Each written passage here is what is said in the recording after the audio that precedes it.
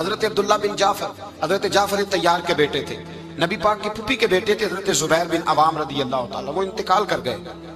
ان کا جب وصال ہوا تو 10 لاکھ دینار کا قرضہ تھا ان پر، اور جو زمین انہوں نے چھوڑی وہ زمین بنجر تھی۔ لو سن لے، جن پر قرضہ چڑھا ہوا ہے وہ نسخہ بھی سن لے، جن پہ قرضے ہیں نا، جو تنگ دست ہیں، جو روز رکے بھیجتے ہیں دعاؤں کے کہ بڑی پریشانی ہے، وہ وظیفہ سنیں، وہ وظیفہ سنیں۔ ہمارے زمانے میں وظیفے لینے کا رواج نہیں، تویز لینے کا رواج ہے۔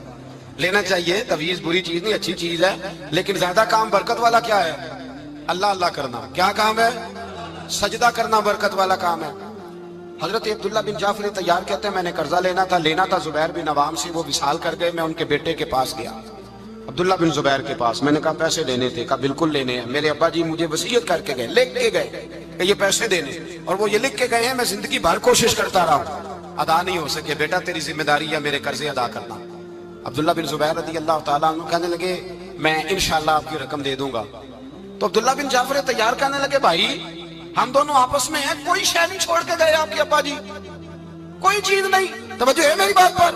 یہ صحابہ کا ذرا انداز دیکھیے گا بندگی کا، کوئی چیز نہیں چھوڑی۔ حضرت زبیر بن عوام کہنے لگے ایک زمین کا ٹکڑا ہے، وہ بھی بنجر ہے، اس میں بھی کوئی کھیتی نہیں اگتی، سبزہ نہیں ہوتا، بنجر ہے، پانی کوئی نہیں، اور وہ اتنی خشک ریتلی زمین ہے کہ بڑا مشکل کام ہے وہاں سیراب کرنا، بے آباد زمین ہے۔ حضرت سیدنا عبداللہ بن جعفر کہنے لگے تو اس طرح کر، وہ مجھے ساری نہ دے، اس میں سے تھوڑی سی مجھے دے دے، میں 10 لاکھ دینار کے عوض وہی رکھ لیتا، تیرے باپ کا قرضہ ادا ہو گیا، دے تو صحیح۔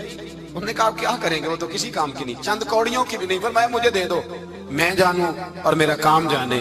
او بھائی یہ تھے بندگی والے لوگ، یہ تھے جن کا رب سے رشتہ ہے، جنہوں نے حضور کے صلی اللہ علیہ وسلم کے پاس بیٹھ کر بندگی سیکھی تھی۔ کہتے زمین کا ٹکڑا لے لیا، بنجر بے آباد ریتلی زمین، جب میرے حصے میں آئی پہلے دن اپنے غلام سے کہنے لگے جو جگہ تجھے زیادہ سخت لگتی ہے نا وہاں میرا مصلی بچھا دے، جو تجھے زیادہ بنجر بے آباد لگتی ہے وہاں مصلی بچھا۔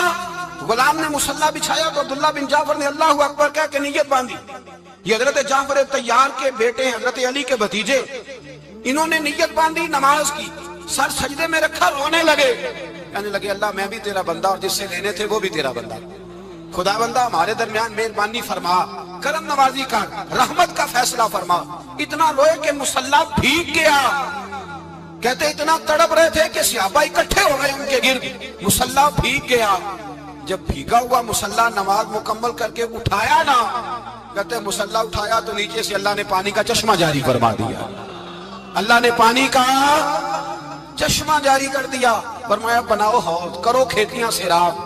فرماتے ہیں جہاں ایک درخت نہیں اگتا تھا اللہ نے پورا باغ اگا دیا، جہاں ایک پھل نہیں ہوتا تھا وہاں عالی شان پھل لگ گئے، قرضے بھی ادا ہوئے۔ حضرت زبیر بن عوام کے بچوں کے پاس مال دولت بھی بچ گیا۔ لوگ جب کہتے ہیں یہ ساری کس چیز کی برکت ہے، اور فرماتے ہیں یہ ساری سجدوں کی برکت ہے، یہ رب کی بندگی کی برکت ہے، یہ اس کی بارگاہ میں نماز پڑھنے کی۔ مسلمان توجہ نہیں کرتا، توجہ نہیں۔ جاگ رہے ہیں آپ حضرات؟ یہاں کوئی حکومت اعلان کرے نا کہ ہر نماز کے بعد 500 روپیہ، کتنا جی؟ میرے خیال ہے کسی بھی نہیں ہونا مسجد۔ اور خدا کے بندو بات سمجھو، رب فرماتا ہے تو مسجد آدھا میں تجھے برکت عطا کروں گا، میں تجھے برکت دوں گا۔ میں ایک صحابی کہتے ہیں مجھے اکثر یہ حضور کا فرمان سنتا تو میرے دل میں خیال آتا آخر اللہ کس طرح برکت دیتا ہے اللہ آخر۔